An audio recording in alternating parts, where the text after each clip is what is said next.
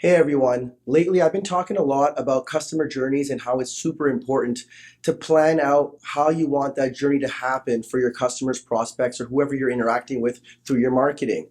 And one of the questions that's coming up is how or where do I start? So let's talk about that. I'm Sandeep, and this is your digital marketing moment.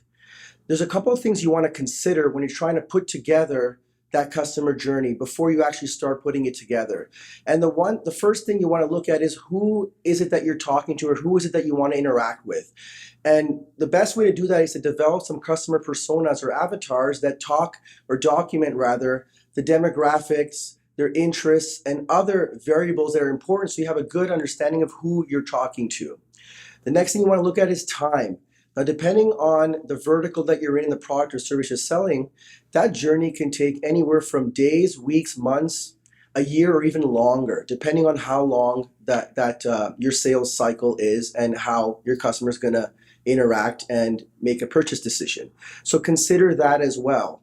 Also, you want to look at your touch points, right? So the customer's touch points.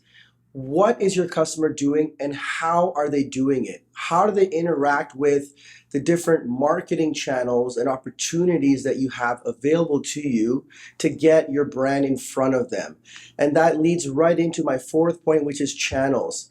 And that's identifying which channels you want to take advantage of when you're talking about marketing your product or service. And those channels can be both online and offline channels. So don't just focus on the online, the web, the social. Think about offline things as well. The last thing I want you to look at and consider is people. Now, this one's a bit hard to plan for, but it's something that you have to account for. And what I mean by people is, what are other people saying about your brand or your product and services? It's bound to happen at some point in the journey.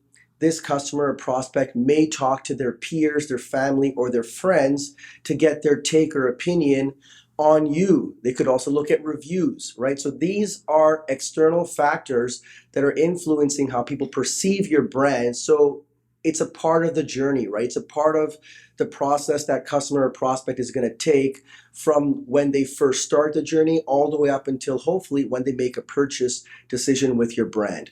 So these are the 5 points: personas, the timeline, touch points, channels, and people. Write these down, put some thought into them, and hopefully you'll have some greater clarity on starting to map out the customer journey for your business. I'm Sandeep, and this is your digital marketing moment for today. I'll see you next time.